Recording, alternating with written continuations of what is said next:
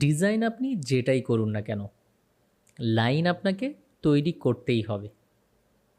হ্যাঁ, সেটা বেসিক শেপের ক্ষেত্রে হতে পারে অথবা অ্যাবস্ট্রাক্ট। যে কোনো শেপ আপনি তৈরি করুন না কেন, লাইন তো লাগবেই।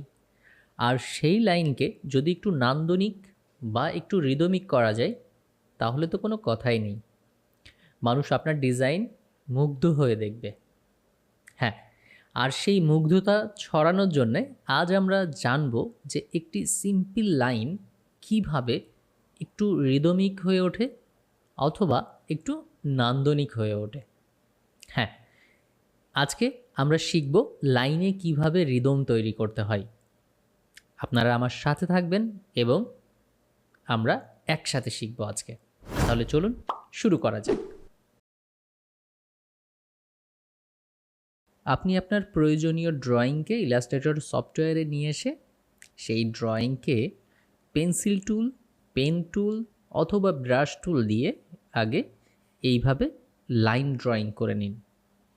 এবং লাইন ড্রয়িংয়ের পরে আপনি আপনার ওই লাইনগুলিকে একটু রিদমিক করে আরও বেশি দৃষ্টিনন্দন করার জন্যে আমরা যে কাজটি করব তা হলো আমাদের প্রথমে প্রত্যেকটা লাইনকে সিলেক্ট করতে হবে, অর্থাৎ যেটাতে আপনি কাজ করতে চান সেই লাইনটিকে আমরা প্রথমে সিলেক্ট করব। দেখুন আমি প্রথমে এই লাইনটিকে সিলেক্ট করলাম। এইবার আমরা চলে যাব আমাদের টুলবারে এবং টুলবার থেকে একটু নিচের দিকে আমরা আসলে পেয়ে যাব উইথ টুল। এই টুলটি মূলত পাতের উপরে কাজ করে থাকে, এটি কোনো শেপের উপরে কাজ করে না, অর্থাৎ স্ট্রোক বা পাতকে সে তার সাইজকে একটু ডিফারেন্ট টাইপের করে দিতে পারে। তাহলে চলুন আমরা সিলেক্ট করে নিই। এইবার খেয়াল করে দেখুন যে আমার এই পাশ থেকে উঁচু হয়ে এই পাশে একটু নিচু হয়েছে, অর্থাৎ এই নিচু জায়গাগুলোতে সাধারণত শ্যাডো হয়। হ্যাঁ, শ্যাডো পড়ে, আর যেখানে শ্যাডো পড়ে সেখানে আমি একটু একটু মোটা করে দেব উপরের তুলনায়। তো আমি এইখানে মাউসের বাম বাটন ধরে প্রেসার বা ক্লিক করলাম এবং এখানে একটু মোটা আমি করে দিব। খেয়াল করে দেখুন, এই আমি ছেড়ে দিলাম।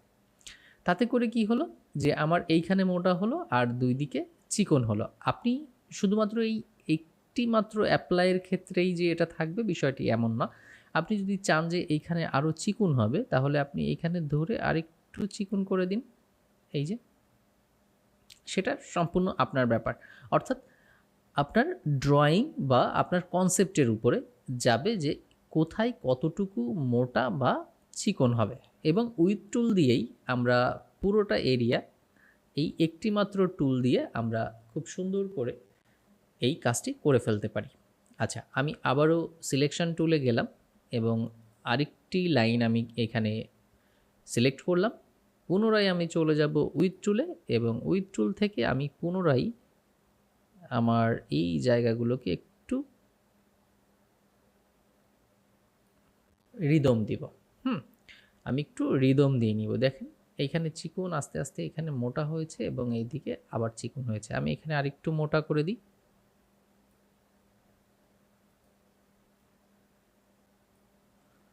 আমি একটু জুম করি।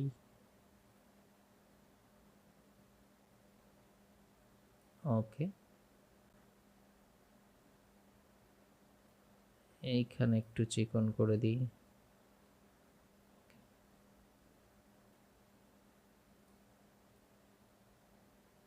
নাকের এখানে একটু মোটা করব। ওকে, প্রসেসিং একদম সেম। আপনি টুলবার থেকে উইথ টুলটাকে সিলেক্ট করবেন এবং এখান থেকে জাস্ট আপনার প্রয়োজনীয় যতটুকু আপনার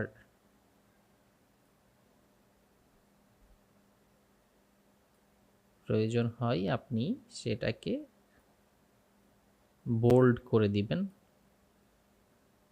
ওকে,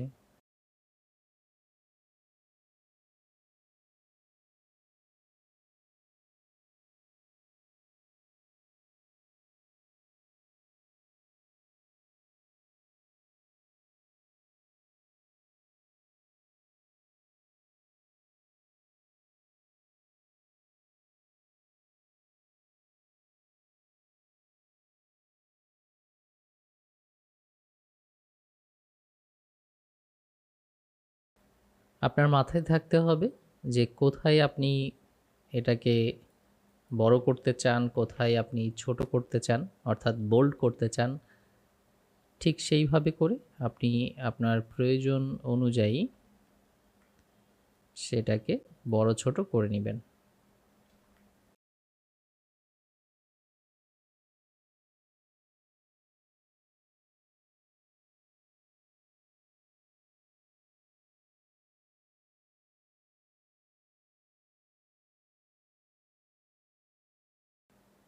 এই জায়গা আমি একটু জয়েন্ট করে দিব। আপনাদের কখনো যদি ড্রয়িংয়ের ক্ষেত্রে এমনটি প্রয়োজন হয় কোথাও সংযোজন করতে হচ্ছে বা কোথাও কাটছাঁট করতে হচ্ছে, অবশ্যই করবেন। দেখুন এইখানে আমার দুইটি আলাদা লাইনের মুখ জোড়া লেগেছে। তো এই দুইটাকে আমি কি করব, এই দুইটাকে ধরে আমি চলে যাব স্মুথ টুলে। স্মুথ টুলের এইখানে জয়েনিং টুল পাবো, এইখানে জাস্ট এরকম আমি একটা সার্কেল তৈরি করব। হয়ে গেল, আমার এটা তৈরি হয়ে গেল। এইবার আমি কি করব, এইবার আমি আবার উইথ টুলে চলে যাব এবং উইথ টুল থেকে এখানে আরেকটু মোটা করে দিব, তাহলে আমার ডিজাইনটি সুন্দর দেখাবে। এই যে